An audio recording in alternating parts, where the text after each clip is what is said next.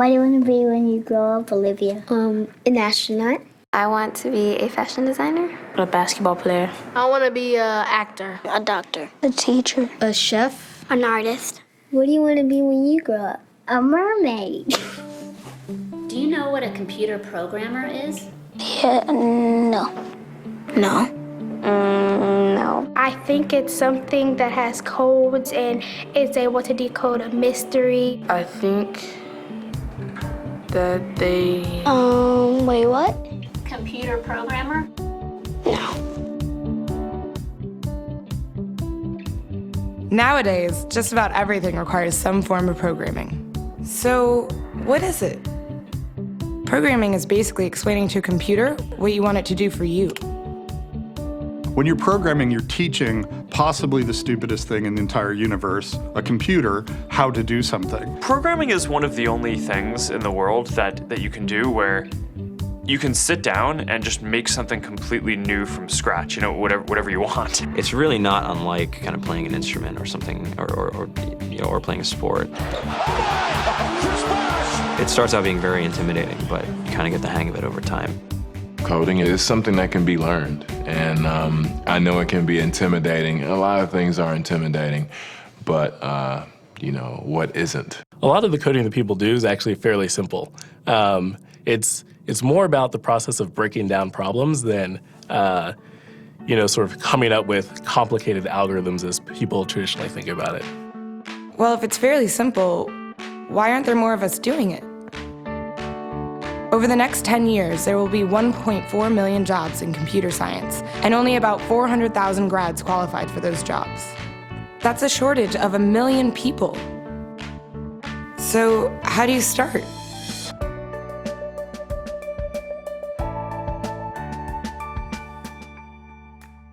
I was obsessed with maps when I was a kid, and cities specifically. So I taught myself how to program. I had a very clear goal of what I wanted to do, which is to see a map of the city on my screen and play with it. Put things on the map, move things around the map. See what was happening in the city, how it worked, how it lived, how it breathed. The best early thing was actually using software to decide when the classes in my school would meet, and that put me in a position to decide which girls were in my class. The first program I wrote asked things like, what's your favorite color? Or how old are you? I first learned how to make a green circle and a red square appear on the screen. The first time I actually had something come up and say, hello world, and I made a computer do that. It was just astonishing. When I finally learned a little bit of programming, that blank wall resolved into a bunch of doors, and you open them, and finally you start to open enough doors that the light comes in. And to me, a finished program is like a structure filled with light. All the corners are illuminated. You understand the structure of it.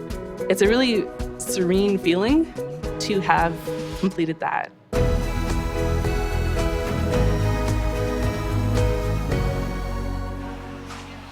It took me some time to realize that creating things with your hands or creating code, creating programs, is just a different way to express creativity.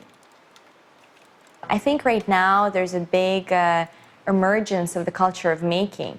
People who make their own scarves and hats, people who write their own apps. Now it's just limited by your imagination and sort of what kinds of ideas what kind of understanding can you build into the computer so that it can do these things that were previously impossible.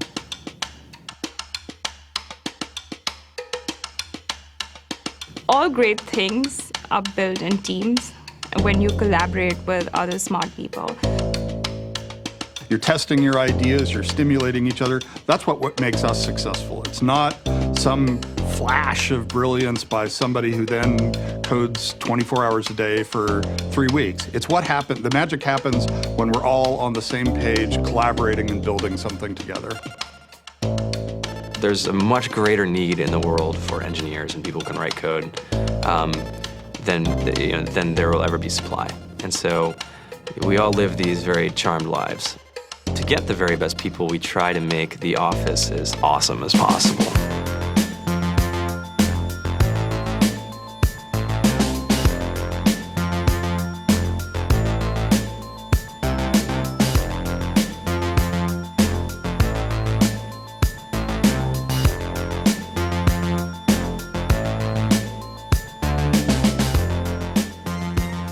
We have a fantastic chef, Free food, breakfast, lunch, and dinner. free laundry, snacks, even places to play and video games and scooters. There's all these kind of interesting things around the office and places where people can play or relax or go to think or play music or be creative. I went on the Bureau of Labor Statistics for the United States, and there's about a third of the pie that's all the things you would expect. It's, they're working in the government, they're working in typical technology jobs. But then, like, the rest of the pie, and it was the majority of the pie, just split down into these little teeny slices of every industry imaginable. And what it is, computers are everywhere. You want to work in agriculture? Do you want to work in entertainment? Do you want to work in manufacturing? It's just all over.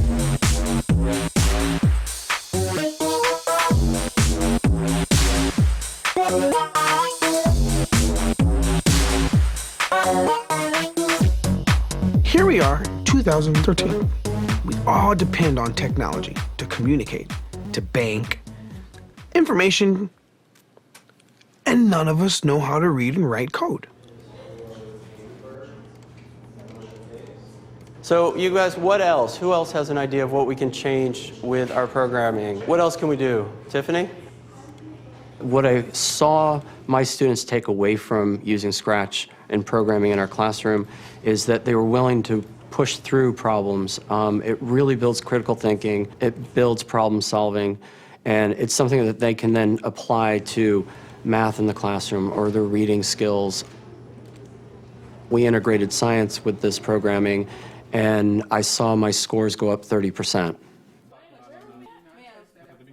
When I was in school, I was in this after-school group called the Whiz Kids. And when people found out, they laughed at me and, all these things. And I'm like, man, I don't care. I think it's cool. And, I'm learning a lot. And some of my friends have jobs. It's important for these kids. It should be mandatory to be a citizen on this planet, to read and write code. I just think you have to start small, right? And I think that's one of the biggest misconceptions about computer science and programming overall is that you have to learn this big body of information before you can do anything. You don't have to be a genius to know how to code. You need to be determined. Addition, subtraction, that's about it. You should probably know your multiplication tables. You don't have to be a genius to code. Do you have to be a genius to read? Do you have to be a genius to do math? No? No? I think if someone had told me that software is really about humanity, that it's really about helping people by using computer technology, it would have changed my outlook a lot earlier. Whether you're trying to make a lot of money or whether you just want to change the world, computer programming is an incredibly empowering skill to learn. To be able to actually come up with an idea and then see it in your hands and then be able to press a button and have it be in millions of people's hands. I think we're the first generation in the world that's really ever had that kind of experience. The programmers of tomorrow are the wizards of the future. You're going to look like you have magic powers compared to everybody else. I think it's amazing. I think it's the closest thing we have to a superpower. Great coders are today's rock stars. That's it.